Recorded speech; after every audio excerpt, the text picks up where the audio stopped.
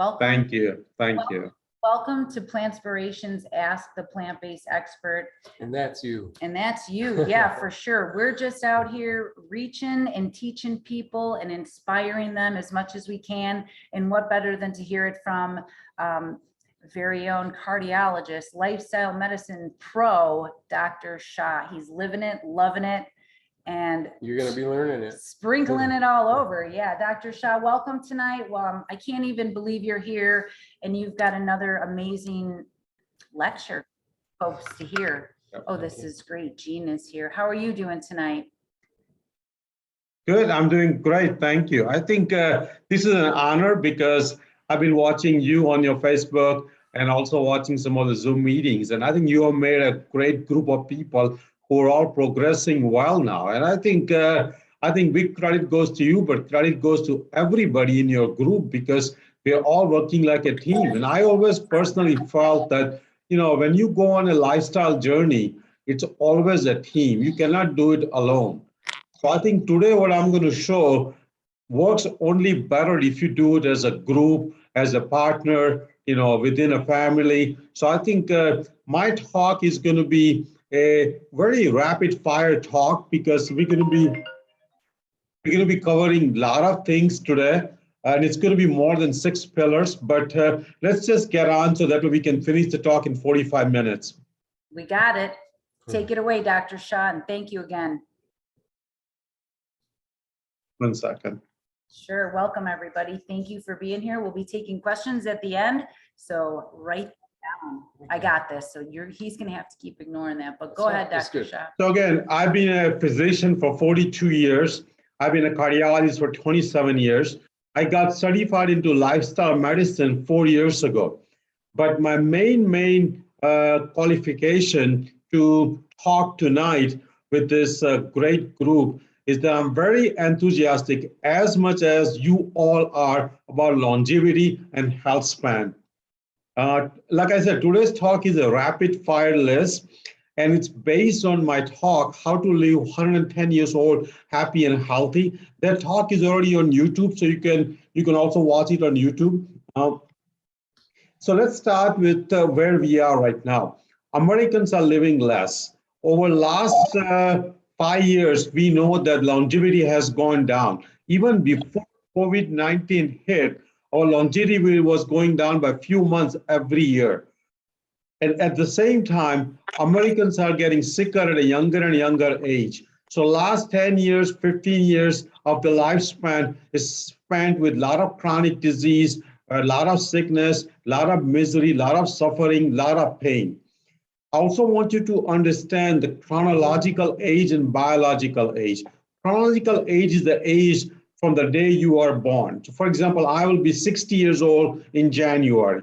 And then biologic age is the one how your body has aged, taking all the effects of what you have eaten, exercise, sleep, everything else, all the environment. So it's important to know what your biologic age is, because you're going to be living your life based on biological age, not chronological age. And I'm sure you've seen a lot of people who are very healthy and very vibrant and living their life at 90. And then there are a lot of people in their 40s and 50s already have a hip replacement, already have many chronic disease. So it's not the chronological age, it's the biological age is going to be important. I also want you to understand this rectangular lifespan curve, and that's what I want all of us to have. For example, right now, like I explained, last 10 to 15 years are spent with chronic disease in America. But I want life for all of us where we just go up to 90, 95, 100, even 110. And then one day, 1 week, we get sick and we die. So our suffering, our misery, our pain is less than a week, less than a month old. Instead of having years and years of misery and suffering, many times in a nursing home. So again, this is a list I've made over my learning over the last 42 years.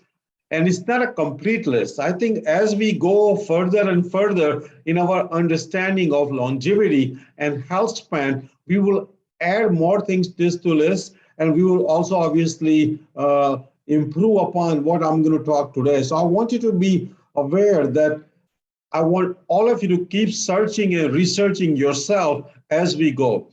Every item I'm going to talk about can take 1 hour, 1 week to discuss. So I want you to research yourself on each item so you can be better informed. And if you follow as many things as possible, what I'm going to show you today, you're very high chance of living very long, very happy, and very healthy. So let's start with what are the important things which is going to make you live long and live healthy and happy. First thing is the body mass index. America is getting obese. Right now, we know almost 43% of Americans are obese. That means their body mass index is about 30. 80% body mass index is about 25. And in my opinion, and Dr. Furman's opinion, if you want to live long, have your body mass index below 22. And you can easily calculate your body mass index based on your height and weight from an online calculator. So I'm sure all of you know your body mass index, but if not, please calculate your body mass index. And for Indians like myself, it should be below 20, below 21. Now again, body mass index does not take into consideration how much body fat you have or how much lean muscle mass you have. So it's a good measure, but it's not an ideal measure. Ideal measure would be a body fat percent, and 15% for male, 25% for female. And you can easily measure this thing with some of the newer bathroom scales at some of the health clubs, some of the doctor's office. You can easily measure your body fat percent. The easiest way to know that you are doing well and your body fat percent is low is if your waist size is less than half of your height. For example, I am 5 feet 6 inches tall, so I'm 66 inches tall. So my waist should be less than 33. So if you calculate your waist size, you can have approximate idea what your body fat percent is. So try to lower your waist size below half of your height. Other thing you can easily know is that your resting heart rate is below 50. Resting heart rate is a reflection of your cardiac or heart wellness, how fit you are. And if it's below 50, there are higher chance of living long. Also having optimal heart rate variability is very important. Heart rate variability can be easily measured by some of the newer devices, including Apple Watch, including Fitbit, including Whoop device. Many of the devices will give you heart rate variability. And anywhere heart rate variability above 40, above 45, above 50 is ideal. So make sure you get into measuring your optimal heart rate variability also. Having a healthy microbiome is also very important. Microbiome are the bacteria, virus, parasites which live in our body. And typically most of them live in our colon and intestines. And having a healthy microbiome is very important. There are, matter of fact, 100 trillion bacterial cells in colon, residing in colon. And their genetic pool is 3 to 5 times higher than our own genetic pool. So we need to have a healthy microbiome. Blood pressure is very important. Blood pressure is the most common chronic disease in America. Almost 50% of Americans have high blood pressure. High blood pressure can lead to stroke, heart disease, aneurysms, and many other vascular disease. So having an ideal blood pressure of below 110/80, and that can be easily achieved with lifestyle changes. In the beginning, you may need a medication, but eventually, if you lower your BMI, if you cut down on the salt, if you follow certain other lifestyle measures, you can lower actually your blood pressure below 110/80 without medication. I have a separate lecture on YouTube on my channel on how to lower blood pressure without medication. You can easily watch over there. Also, maintaining circadian rhythm is also very important. We have realized over the last 20, 25 years that our whole body, including every cell in the body, goes every day to the work based on the sun cycle, including our pancreatic cells, including our muscle cells, including our intestinal cells. So we need to maintain our circadian rhythm or circadian cycle. How can you do that? Essentially having an early morning exposure to sunlight, going to the sleep on time at night, typically early, like 9:30, 10 o'clock, having a meals at a fixed time, having a large healthy breakfast to set up the circadian cycle. So maintaining circadian cycle is also very important. When it comes down to nutrition, to live long, whole food, plant-based, no oil diet is the ideal diet. Sometimes people say that blue zones where people live very long, they do have some small animal products. But in my opinion, according to Dr. Furman, we all could do actually better than blue zone. Blue zone is good. Blue zone is something we can look up to, but we can do better than blue zone. And in my opinion, if we go with a whole food, plant-based, no oil diet, we can actually do better than those blue zones. Also, having no salt, oil, and sugar will be very important. No soda, including no diet soda, no processed food, no alcohol. Even one drink per day increases the risk for many cancers. Women who drink one glass of wine have significantly higher chance of developing breast cancer. Obviously, no street drugs. Try to have fiber. Fiber should be your most important nutrient or most important ingredient of your diet, not the protein. Most people actually say that protein is the most important macronutrient, but in my opinion, fiber is the most important nutrient or ingredient in your diet. Try to have 50 to 100 grams of fiber. Typical American has anywhere from 15 to 20 grams of fiber, even though the recommendation is about 25 grams. So Americans don't get enough fiber. And partly that's the reason they will develop constipation, including polyps, including even colon cancer. So increase the fiber as much as you can. More fiber you eat, healthier you will be, longer you will live. A lot of people ask me about what should be the macronutrient ratio. Typically, I don't go by the macronutrient ratio because when you eat whole food, plant-based, no oil diet, nature is great and nature will adjust the right ratio for healthy living and for longevity. So typically macronutrient ratio is immaterial when you have actually whole food, plant-based, no oil diet. Because typically when you go to grocery store, you don't look for a product which is protein. You look for a whole food. A whole food will have appropriate ratio. But just to go through ratio for some people who want to just be curious about it, 65% carbohydrate, mostly from whole food plant-based, 25% fat, mostly from nuts and seeds, and some fat from avocado and other products, and 8 to 10% from protein. Many times I've seen that a lot of bodybuilders, a lot of fitness experts, a lot of personal trainers would say that you should have more protein. But more protein means stimulating more of an mTOR pathway, which is a pathway stimulating more of an IGF-1, particularly if you have animal protein, and that can lead to a lot of cancers. And 8 to 10% protein is more than enough. For most people to maintain lean muscle mass, even in the old age, you don't need more than 10 to 12% of protein. And there are recommendations based on age group. After 65, you may need slightly more protein, but typically, again, 8 to 10% of your total calories should be protein.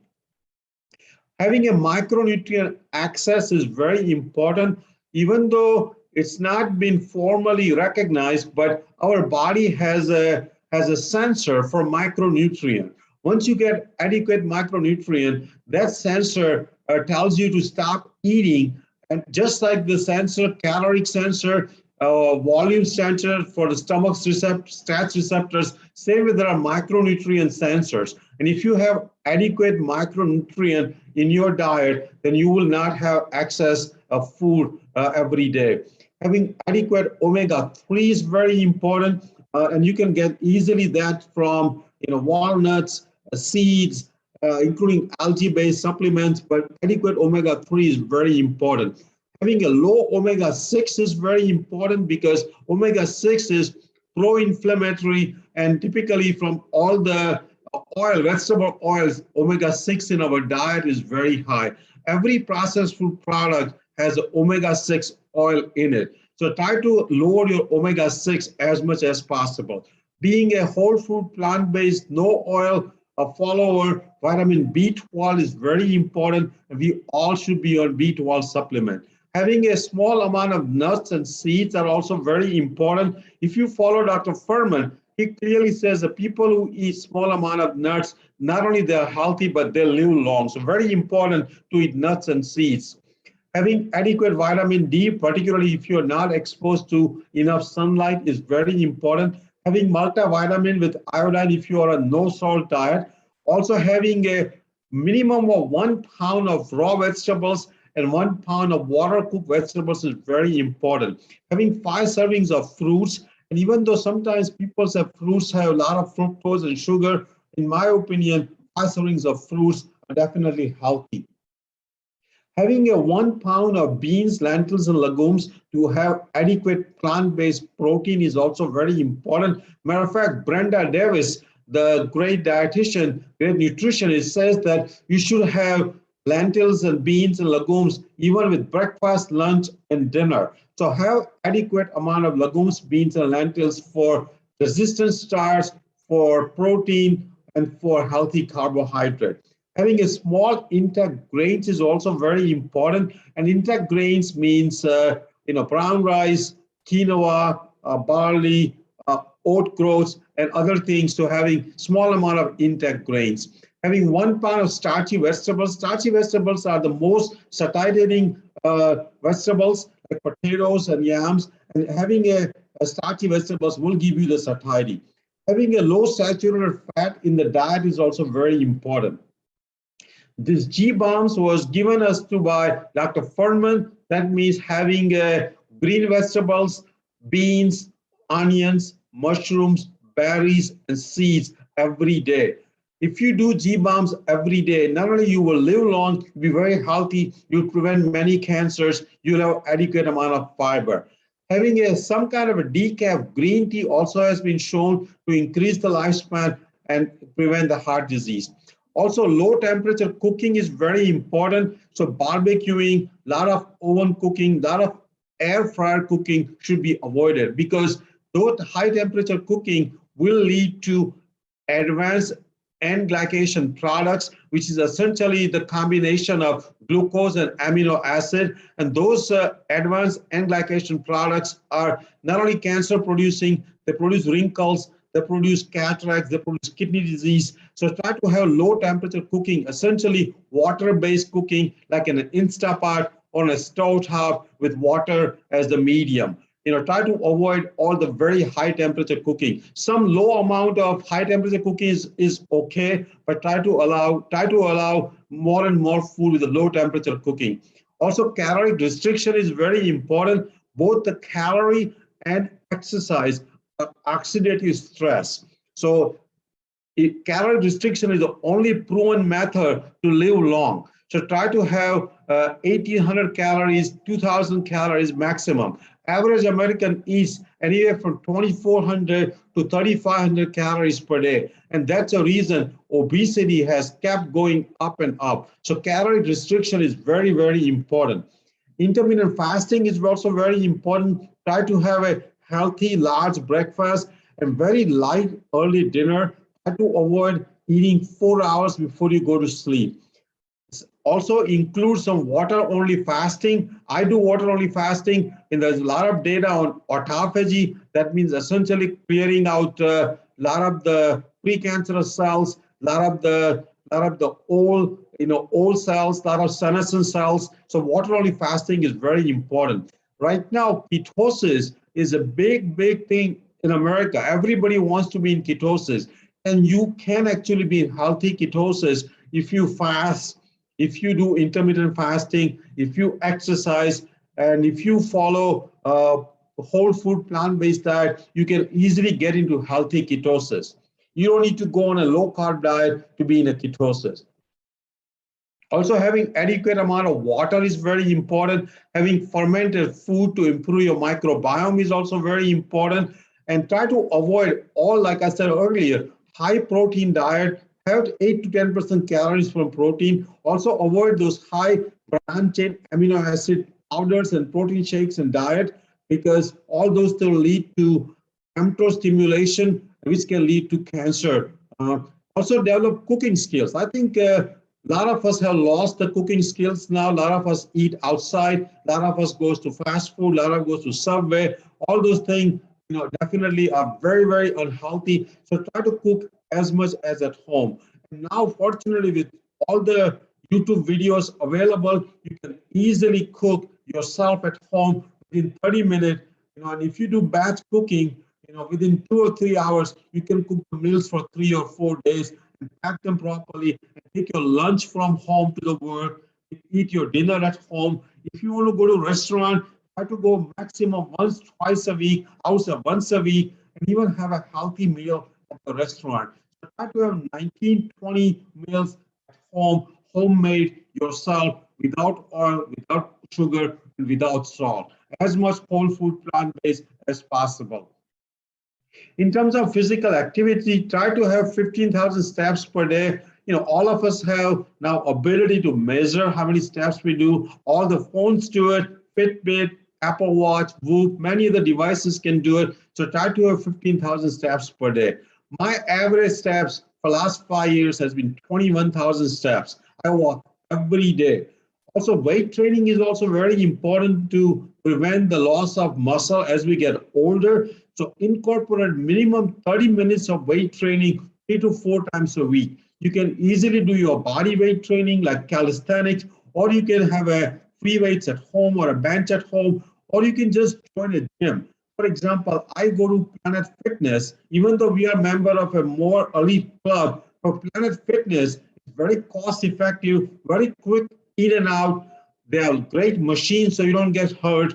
And I try to do weight training 1 hour every single day. And I will be, like I said, 60 years old in January. I can lift as much as my 27-year-old nephew when we go to the Planet Fitness. So again, weight training is very important. If you don't use it, you lose it. So make sure you lift at least 30 minutes, 3 to 4 times a week.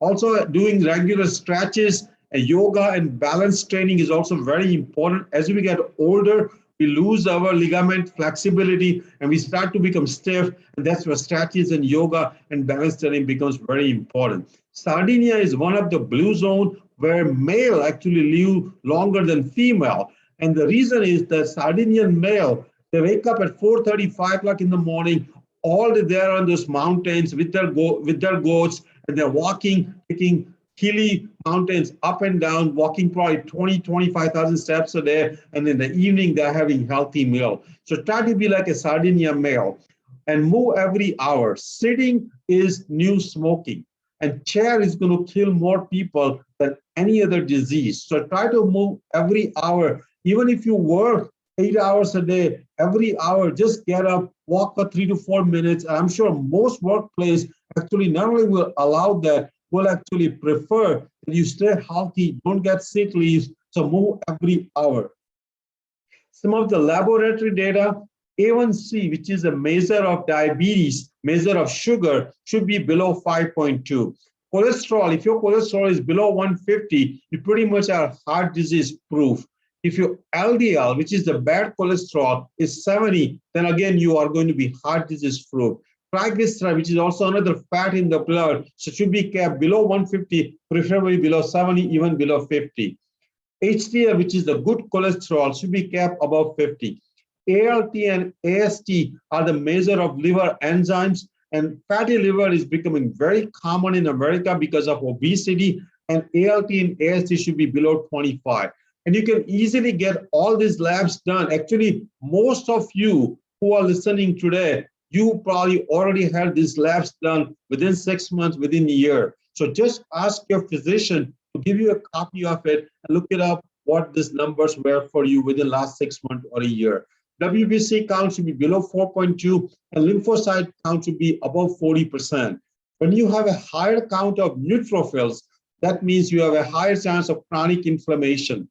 Albumin should be 4.8 or higher. That's a protein in the blood.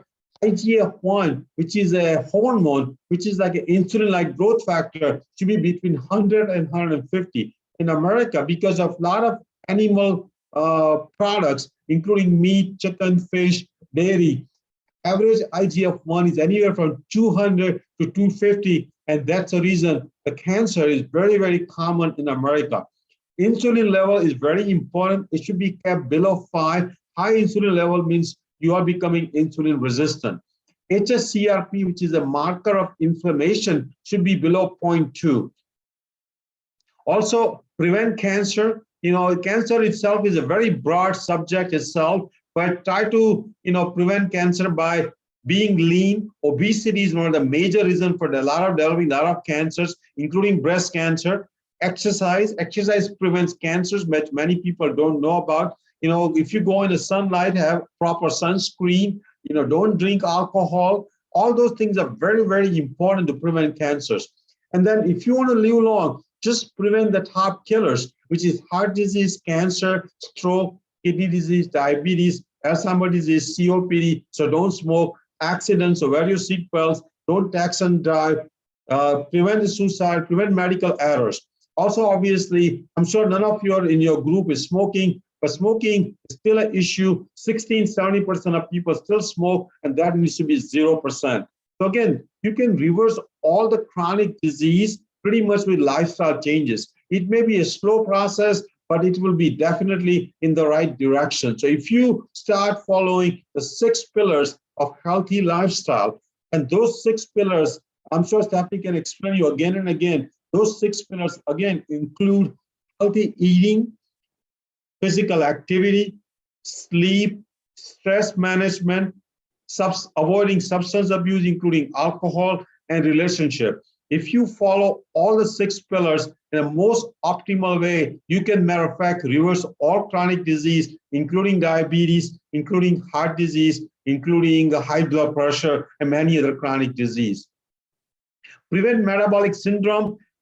Recently, there was a study done where 88% of Americans have one feature of metabolic syndrome, essentially insulin resistance. So having insulin sensitivity very high will prevent the future diabetes, and metabolic syndrome will be prevented. Prevent osteoporosis, make sure you have adequate calcium, make sure you have adequate vitamin D. Prevent depression. Depression has become a major issue in America and many of the developed worlds, and I think depression itself is a very broad subject, but having a proper sleep, proper stress management, proper relationship, having a supportive spouse or a life partner, having a great family, great friends, exposing yourself to sunlight, all those things are very important. I have a 2-hour talk on YouTube, how you can prevent depression. You can watch that talk on my YouTube channel, and definitely, and you can watch, even if you have suffered depression in the past or currently suffering from depression, that talk would be very useful.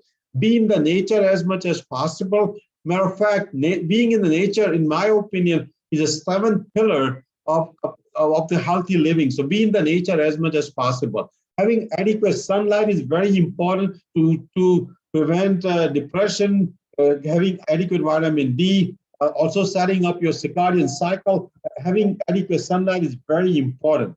Avoiding night shift is as much as possible, but if you have to work night shift like I do sometimes, then doing as many things possible from my list will actually make you live long. So, but if you can avoid night shift, do that as much as you can. Having a good posture is very important. Having a health coach, life coach, personal trainer, all those things, in my opinion, is an investment in your health. Health is your wealth. A doctor's visit will cost you more than a personal trainer or a health coach or a life coach. So definitely having a health coach, life coach, and a personal trainer is an investment. Make sure you have it. And as I understand, you all have it. I'm not worried about it. Having proper vaccines, including COVID vaccine and many other vaccines, were very important. Cancer screenings are very important, including colonoscopy and mammograms. All those are very important. Having yearly physicals is very important. Many times we are not very proactive. We take our car to the shop more often than we take our body to a doctor. So yearly physicals are very important. Having proper dental care is very important because gum disease now has shown to cause heart disease, Alzheimer's disease, and many other chronic disease. So dental care is also very important. Sleeping 7 to 8 hours, deep sound sleep with adequate REM sleep is very important. And I'm sure many of you have access to measuring your sleep, including Fitbit or Apple Watch. Make sure you sleep 7 to 8 hours. Exposing yourself to sauna is also very important. And sauna is shown to cause less of a heart disease, in even longevity. Taking cold showers are very important. Protection from sunlight is also very important. I also like to cover that we all should know about our financial health, because if you're going to be 90 years old but broke, what are you going to do? So make sure that you save money, make sure you ration all the spending you have, make sure you contribute to your retirement, make sure you work 40 hours and make as much money as possible and save as much money as possible. So when you are old, 80, 90, 100 years old, you have adequate money and adequate resources to keep going. Learning CPR is also very important. I cannot stress enough that once we get 60, 65, 70, heart disease becomes very important. And one of the first symptoms in many people with heart disease is cardiac arrest. If your spouse or if your life partner knows the CPR, you have a higher chance of survival. The CPR classes can be learned from the BLS trainer from the American Heart Association for as little as $20. So make sure you learn CPR. Safe car driving is also very important. Obviously, taxing and driving is no, so try to avoid that. Get college degree or more. People who have college degree, they live long, they're healthier, they can search on Google better, they can search on YouTube better. So try to educate yourself as much as possible. Having a spouse or life partner is also very, very important. People who are married, they live long. So make sure you have a supportive spouse and life partner. Having family is also very important. One of the important things which many of us forget, that purpose to live is very important. Matter of fact, many studies have shown that a person who has a purpose has a higher chance of living than even treating heart disease or high blood pressure or diabetes. So just having a purpose, and purpose could be as simple as seeing your grandson's high school graduation, or seeing your granddaughter getting married, or running a marathon, or climbing a mountain, anything, just have a purpose to live and you will live long. Also having a strong belief that you will live long. Having that belief itself makes you do the right things, and strong belief to live one time will be very important. Feeling young is also very important. Acting young is also very important. I also have coined this 8-8-8 method, because in my opinion, we cannot be imbalanced. That means 8 hours of work, 8 hours of sleep, and 8 hours of self-care. And self-care includes cooking, healthy eating, exercising, meditating, doing some breathing exercise. So again, 8-8-8. Some of us have to work longer hours, that's okay, but as much as possible, try to work 40 hours a week, and the remaining hours, try to invest in your self-care, including your health care, including your financial care. Mindfulness is very important. Being in love with a person, pet, or a plant is also very important. Living for others is also very important. Having a hobby is very important. Being a minimalist is very important. Some of these things are obviously not health related, but in my opinion, if you're going to live very long, all those things will become very, very important. Reflect on life every day. People who reflect, they improve themselves every day. I reflect my day every evening. I journal every day, and I always try to find out how can I be better next day. Be happy. I have a 3-hour talk on YouTube channel, how to be happy. Happiness is intrinsic, and happiness is not money. Happiness is not career. Happiness is not spouse. Happiness is not kids. Happiness is intrinsic. And how can you be happy regardless of your environment is very important. Be very proactive. People who are proactive, they live long, they're healthier, they always are ahead in the game, and try to be proactive as much as possible. Be positive and be optimistic. People who are positive and optimistic, even with a diagnosis of cancer, it's proven that they live long, and cancer treatment works better in people who are positive and optimistic. Stress management is very important. Regular meditation, regular breathing exercise, exposing to sunlight, having friends, having an evening social gathering, all those things will help you to manage the stress. And again, remember, self-care is not selfish. If you take care of yourself, you'll be able to take care of your spouse, you'll be able to take care of your kids, take care of your friends. So self-care is first, and then taking care of everybody else. Increase your parasympathetic tone. Again, I have a separate talk on YouTube channel, essentially meditating, exposing yourself to cold showers. All those things will increase the parasympathetic tone. Time management is very important. We all get 24 hours. How we divide up those time to self-care, to health, to longevity is very important. Regular meditation and pranayama, which is the breathing exercise, is also very important. Volunteer as much as possible.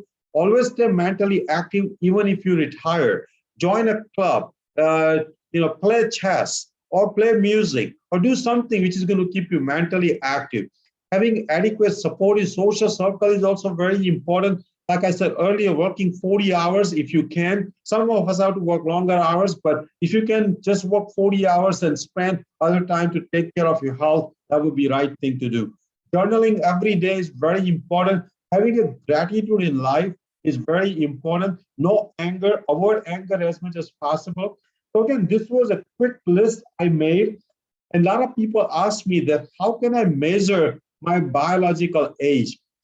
From some of the labs I described earlier, you can ask your doctor to give you those labs and just go online and type in Google Morgan Levine biological age calculator, and it will give you a list of things you put in, and that gives you biological age. And that biological age correlates very well with some of the more expensive, like methylation age and telomere age. And for example, I'll be 16 January. My biological age is 47. So I'm 13 years younger. 5 years ago, I wasn't. 5 years ago, I was probably 10 years older than my chronological age. And I've reversed my biological age by at least 25 years, or last 5 years, all with lifestyle changes and appropriately taking care of myself. You can also go to myaging.ai. It's more complex calculator, but you can also calculate your biological age. You can also send out your sample to measure the methylation age and telomere age. And those things are $100, $200. Those things are not necessary, in my opinion. If you calculate your biological age with a Levine calculator, that's what I do every 3 months to see if I'm still staying biologically young and active. And you can easily do that from the labs you already had within 1 year. So my lecture stops here. I will go ahead and take the questions, and I'll have the comments also. See if Stefanie has any comment. That was incredible. Yeah. I'm just, yes, amazing. Absolutely. Jean says amazing. Dr. Shah, we actually do have a question, and I want you guys to raise your hand if you also have questions, if you want to ask, or I can read them off. We have a question here. Regular physicals do not detect any disease. Should we make the doctor do other tests for screening? That's a great question. Yes, I agree with that. I think regular physical many times does not order liver ultrasound, for example, where fatty liver can be picked up. So again, I think some of the other tests which are important should be included more than a regular physical. But if you start following lifestyle changes, then most of the time, the current physical labs your doctor order, colonoscopy, mammogram, all those things are adequate. But I agree with you. If a person is obese, and if the liver enzymes are elevated, ordering a liver ultrasound to make sure there is no fatty liver is very important. So I agree, some of the other things should be done beyond the physical. Oh, excellent. I have another question, Dr. Shah. Aditi asks, are there any special dishes that you ask patients to make in lowering things like cholesterol and LDL? She asks because sometimes doctors have their go-tos in this area, and I know Dr. Shah has his go-tos. Lowering cholesterol and LDL. I think if you eat whole food, plant-based, no oil diet, that means no animal products, no dairy, no eggs. Eggs are the highest cholesterol, no chicken, no beef, then your cholesterol will come down. At the same time, you have to be careful because a lot of the processed food will have a lot of the saturated fat. And that should be avoided because our body can make cholesterol from the fat we eat. Our body can keep making the cholesterol. So try to avoid eating saturated fat as much as possible. Have the nuts and seeds, but try to have the no more than I would say that 10% of your calories from saturated fat.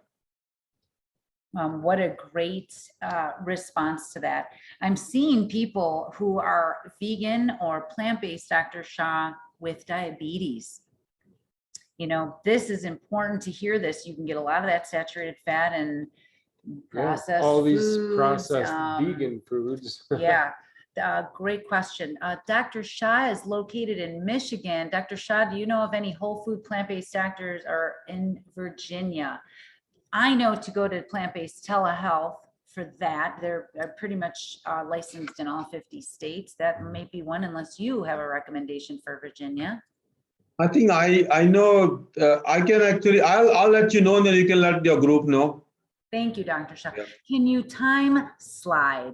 What's your, it just bounced. What's your most effective method? Thoughts on time blocking? What is it? Time blocking. Can you time slide? What's your most effective method for time slide? Thoughts on time blocking? Am I asking that right? I think so. Sorry about that. Yeah. This is Gene. Can you show the slide on time? Because you went over the presentation slide on time. And what are your thoughts on your favorite approach to handling time? Is time blocking a method that you incorporate? Yeah, I think time blocking is a good concept. And I think time blocking or time management, I hope I understand your question right, is very important. That means essentially blocking 2 minutes every hour to get up and move, time blocking to cook, time blocking to sleep. And I think, so I agree with you. I think there are certain way of you can essentially manage your time by time blocking or time rationing. And I think, I hope I'm understanding your question right. Am I understanding your question right? Yes. And if you wouldn't mind putting up the slide that you showed on time, if you have that. We could do that, or I'll definitely be sharing this as well. Okay, Yeah, perfect. That course. works. Thank you. Here he goes. He's on it. He is on I'll it. find that slide. I actually did talk about Indian gooseberries. I did them in class, Lawrence. They are amla powder too. Well, with the time blocking, I mean, you really turned it around when you just started really being diligent with your calendar and blocking. It was time. actually one of the biggest steps I It made was in my life was huge, when I started blocking huge. out time. I none of this would have happened had I not learned how to block out time. Mhm. This is great. Oh, Natalie, I see she just hopped in. We'll have a replay for Oh, sure. yeah. Oh, I just lost the questions, John. Let me get back to the chat. On the chat. There was other questions. John, can you give me Yep. back to that chat? Mhm. We'll replay this for sure, Jean, and make sure that we don't, is it this? I'm trying. We lost the chat, Dr. Shah. I hit a button with my wrist. Anybody else have a question? So I don't want to miss it because I've lost my chat button here. Oh, I see a hand up. Mary Lou, welcome. What question do you have tonight? Oh, let me get you off mute. You gotta ask Here we it go. on mute. Okay. I have a question regarding my 38-year-old nephew was just diagnosed with MS. He is not whole food plant-based. I did give him that book that Stefanie recommended and a list of documentaries to watch. But what would you suggest for someone facing this diagnosis going forward, rather than just going along with what the neurologist says? Great question, Mary Lou. Great question, Mary Lou. Yeah, I think obviously I'm not a neurologist, but at the Right. same time, there are enough case reports that people who go on a whole food plant-based diet, there's a lot of stopping of progression of MS, and even there are a lot of reversal of MS. I think if I remember correctly the name, and I think Stefanie can correct me, Dr. Sanchek, yeah. She actually had developed some MS in her training. Not only she stopped it growing, she reversed it. And now she's like a flourishing physician, a book author, and a great whole food plant-based proponent. So again, I think nutrition, diet, lifestyle will play a large role. I also know another physician in my town who has actually stopped her MS for last 10 years just with a whole food plant-based diet. So again, there are case reports, there are no large studies done, but that's what I would do. Okay, thank you so much. Anything I could do to help with that, Mary Lou, you just let me know. Dr. Shah, we have another question, and then Kathy, I'm coming over to you. What's a safe heart rate when exercising for a patient who has had a heart attack? So again, people who already had a heart attack, they possibly could be on medicine called beta blocker, and that may actually hamper their ability to go up the heart rate. So at the same time, raising the heart rate for exercise is very beneficial. So the typical formula is 220 minus age, and try to raise your heart rate about 65% of that number. So for example, if I'm 60 years old, 220 minus 60 is 160, and then 65% of 160, that's the number I should be when I'm running or when I'm jogging or when I'm doing any activity. So 65% of your max heart rate would be very, very safe. But like I said, people who are on beta blocker after a heart attack, many times it will be hard for them to raise their heart rate above 100, and that's okay. Just do up to the perceived exertion, where you go up to the 7 or 8 on a scale of 10, where you know that you've given your best efforts with jogging, running, or biking, or swimming. What an excellent question. Yes, absolutely. I talked about Code Blue and referred her over to Dr. Suresh Stancic. Kathy, you had a question. Kathy Slane in California. That's really her name, Dr. Shah, and she is slaying the plants over there. I just had a quick question about the calorie count. So you were mentioning like the 1800 to I think it was 2000 calories. And I know like in our group, we always talk about eating our plants off, trying to eat more plants. So I just wanted to know, is that 18 to 2000 kind of realistic, or, if we're eating tons of plants, are we kind of in that range type thing? And one other thing, just I wanted to get your comments on soy, and if you feel like is there too much soy, or eating like tofu and tempeh, that's all okay?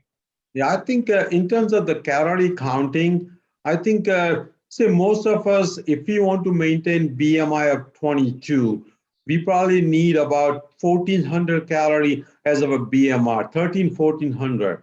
And then we are physically active at least 1 hour a day. So that's another 200 to 300 calorie. So we need about 1700 calorie. And we typically eat about 4 pounds of food per day. Most of us eat about 4 pounds of food per day. And out of 4 pounds, 1 pound should be raw vegetables. So that's 100 to 200 calories. 1 pound should be cooked vegetable. That's another 200 calories. That's 400 calories. 1 pound of beans, legumes, and lentils, that's 500 calories. So that's 900 calories. 5 servings of fruits. So that's another 300, 400 calories. So that's 1400 calories. Then you eat starchy vegetables. So that's another 400 calories. So 1800 calories. Then you have a handful of nuts and seeds. So you can easily, within 4 pounds and whole food, plant-based, no oil, you can easily pack about 1800 calories, which will be, in my opinion, a calorie restriction. If you look at the Okinawan people ate about 18 to 1900 calories. And that's what I think, in my opinion, America should be eating. Well, right now we are eating about 2400 to 3000, 3500 calories. So I think most people need about anywhere from 1700 to 2000 calories to maintain their body weight and maintain their muscle mass. But if you are overweight or obese, obviously cutting down calorie to 12 to 1500 time being until your BMI drops down to 20. In terms of soy, small amount of soy every day is actually beneficial. Obviously, I would not eat very large amount of soy every day, but at the same time, soy never has been shown to cause breast cancer or any other prostate issue or testosterone issue. In Japan, the girls and women who eat a lot of soy, they have less chance of breast cancer. So actually, soy is not only very safe, But as long as you don't eat just only soy, breakfast, lunch, and dinner, I would say that if you're soy small amount, either one meal or two meals, that would be very safe. Wow, excellent Thank question. you so much. Love it. Jean, that's a great question. Dr. Shah, what's your thoughts on my fitness pal? And I'm going to say versus Chronometer, because I have everybody use Chronometer. It shows all those things. What's your thoughts on those two things? I think chronometer is more, in my opinion, more complete, and it gives you a lot more details of what's going on. It's slightly more harder to put things into chronometer than MyFitnessPal, but the both are great. Either one you can use it. I would say if you want to put some time into it, use the chronometer. You get a lot of information out of it. I have a question from somebody who wasn't able to attend. Any advice for reoccurring hemorrhoids on an already whole food, plant-based diet? Is psyllium husk something that would be beneficial in this case? Definitely, definitely. I think, again, I'm not colorectal surgeon, I'm not a gastroenterologist, but increasing fiber in your diet in any form would be beneficial. So I think psyllium husk would be beneficial. Excellent. I have another. And adequate water. Yeah, because water will because many people are constipated because they're not drinking enough water. So true. What advice would you have for people that are having a hard time sticking to it? Sometimes, Dr. Shah, I think they're not eating enough. That's a thing I see. They eat so well, or I teach them to go low fat, keep the nuts and seeds to a minimum, and then they keep their portion size kind of low. So sometimes I believe it's maybe they're not eating enough of the right things. But what advice would you have on helping people Stay on track? Stay on track? I think number one, having a purpose, why you want to do this thing. I think write down that purpose in a big marker on a paper and put it on your refrigerator, put it in a kitchen somewhere, even put it on your phone as a screensaver, why you want to do this thing. Purpose will be very important. Number two, having a partner or having a friend or a spouse who also is doing same thing will be also beneficial. Creating an environment at house would be also very important. Having your kitchen full of all the healthy things, having fruits and vegetables on the counter, having some kind of a way of exercising at home or go to gym, creating an environment will be very important. Also, like somebody asked earlier, I think time management will be very important. When we are overwhelmed, when we have 1,000 things on our plate, first thing we compromise is our health, and first thing we compromise is our sleep and our healthy habits. So make sure that you have proper time management tools and proper time management skills, so that way you're never overwhelmed to ignore your own health. I think all those, and there are many more things, and I think Stefanie can tell you more as a health coach than even I can tell you, because she has more experience than even I have. But to be honest with you, just having a purpose will everything fall in place. That's right. We got the community too. Yeah, this is excellent. This is a great question and wonderful answer, Dr. Shah. We have another one from Nayana. I hope I'm pronouncing that right. What's a good way to start a whole food plant-based lifestyle? I'm just gonna say right here, get into Plantspiration. I'll coach you through it, because it is hard when you see unhealthy food. But Dr. Shah, what is a good way to start that whole food plant-based lifestyle when you're already eating or seeing the unhealthy food that you eat, especially sugar and savory foods? I think number one, acquire the knowledge as much as possible. And if you acquire the knowledge from a coach, then they will be holding your hand, and that'll be a lot easier. You can obviously do it by watching YouTube videos. You can read a lot of books. There are a lot of great books, great authors. But in my opinion, if you have a health coach, if you have a person like Stefanie who can explain you everything in detail and at the same time keep everything very simple, then your path will be a lot easier. And again, it's going to have a lot of bumps in that path, and that's okay. You are going, it's not the pace, it's the direction which is very important. So even if you're going slow, as long as you're going in the right direction, you are making a progress. And one day, It will become a lifestyle. And one day people will start asking you to teach them. You know, that's how I started. That's how Stefanie started. We started as a newbie, and now we are teaching people. You know, we have progressed just because we kept our mind open, we kept our eyes open, we kept learning from everybody, we kept watching videos, we kept reading books, we kept taking parts into conference and lectures like this, and we kept growing. And I think once you get into this thing, to be honest with you, it almost becomes a pleasure, because who doesn't like being healthy? I haven't gone to a doctor for 5 years. You know, a lot of, I mean, even though I should be going every year, I'm just so healthy. I'm just so healthy, you know. So I think you will love it. I think Naina will love it. I love that answer. That's exactly it. I tell people, you're the inspiration the world needs to see. When you do this, it's inspiring for yourself and for everybody. And you get to wake up every day and realize you're saving lives, you're changing lives. It's a gift to have this lifestyle, is what I feel like. I'm grateful for it, that I've learned it, and that I just stayed focused and tuned out the noise. I had someone look at the Facebook picture of my food and ask me if I had a Plantspiration board when I post recipes. Dee, you should, because you're a Pinterest board. You should. What a great response. So you haven't been to a doctor in 5 years. When's the last time you've been to a restaurant? Oh yeah, I don't go to restaurant anymore. I just don't go to restaurants anymore.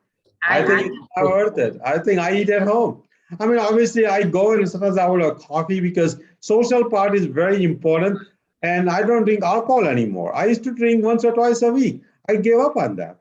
I have a lot other fun. Now I do pull-ups and I bench press and I walk and I sleep and I meditate. We just started doing yoga, spend time with my wife. I think those things are more fun than sitting at a restaurant having few beers.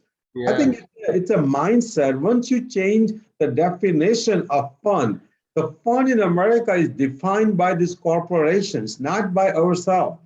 We need to come out of that thinking and define fun ourselves.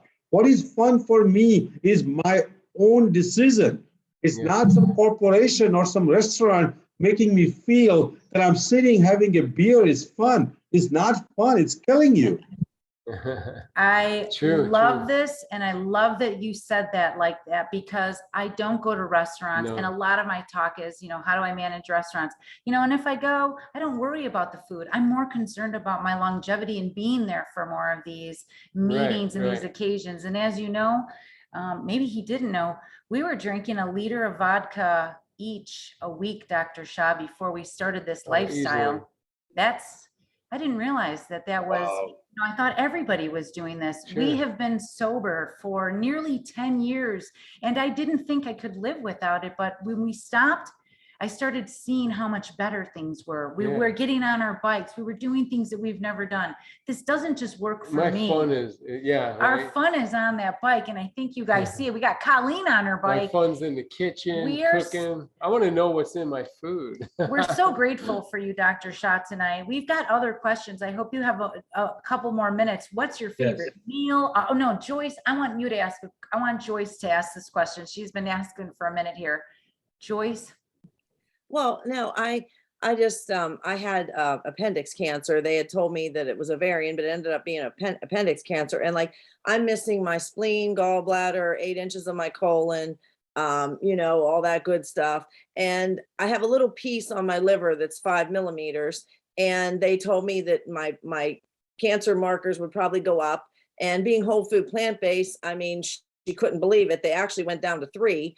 And, now I get another scan in August, but he's not doing anything about it because it's just sitting there. I kind of worry sometimes, like, am I getting enough nutrients being plant-based? I talk to Stefanie a lot about it and stuff, and I do have concerns sometimes, like, am I missing something, but with all the positive, it not growing or anything like that, I can't stop being whole food, because I'm scared now. I would never go back to eating animal, but I just wondered if I had mucin. I know you're not a digestive, person like that, but I had mucin. I was 3 liters of mucin in my abdomen. And if you looked at my stomach, you'd never even know.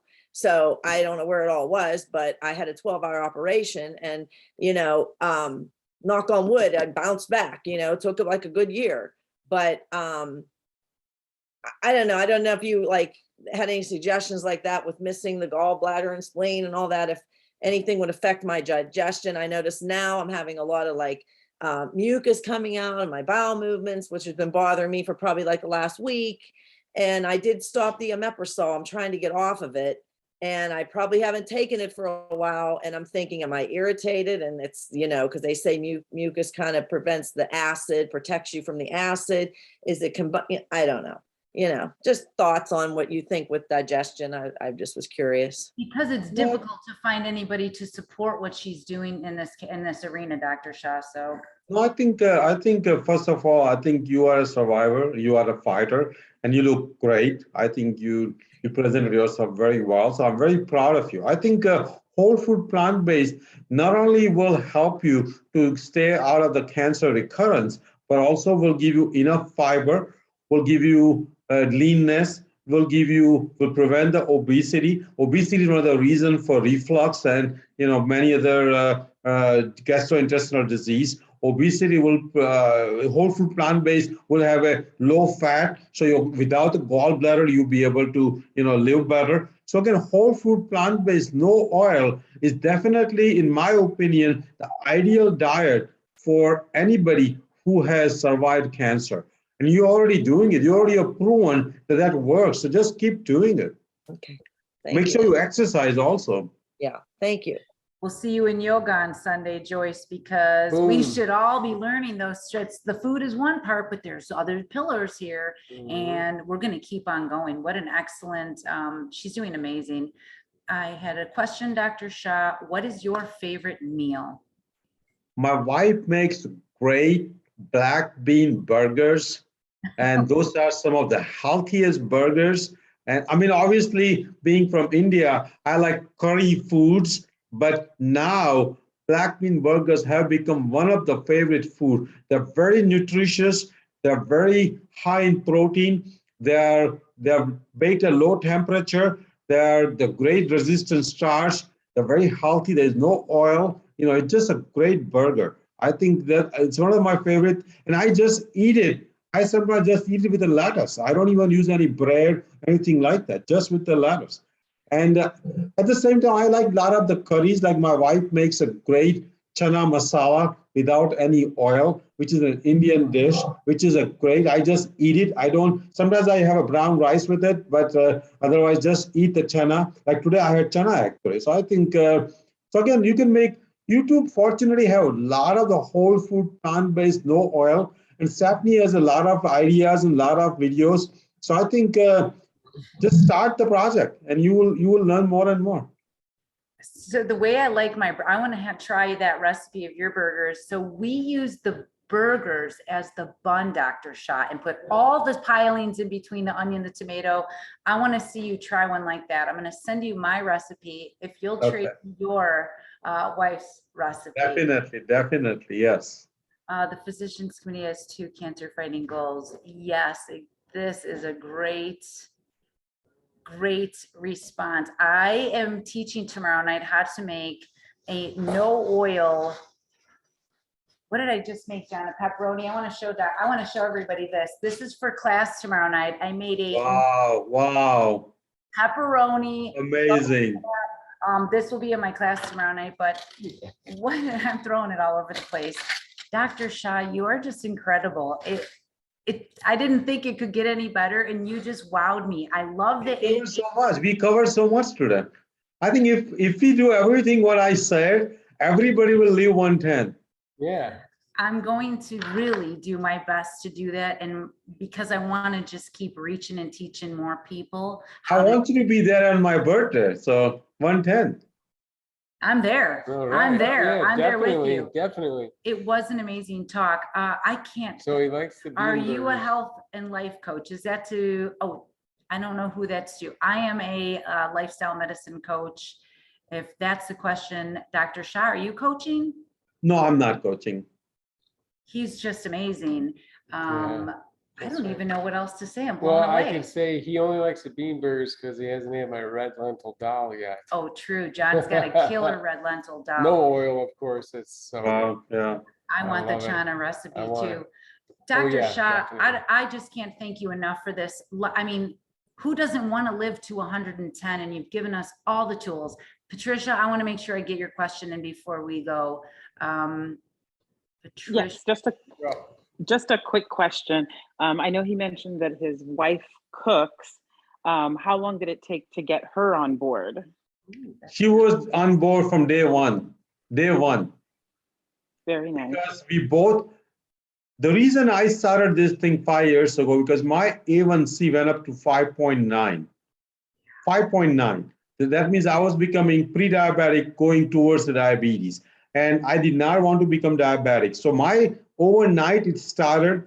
I got Furman's DVDs. I watched them. My wife became whole food, plant-based, no oil from day one. We cleared out our environment in the kitchen in 1 weekend. And we actually gave up dairy overnight. We went to, we eat, I'm sure many of you know, Indians drink a tea in the morning with milk and sugar. Now we have a soy milk and stevia in our tea. So our dairy is gone for 5 years almost now. So my wife was on board from day one. So for you, if you have life partner or a spouse who is not bored, that's okay.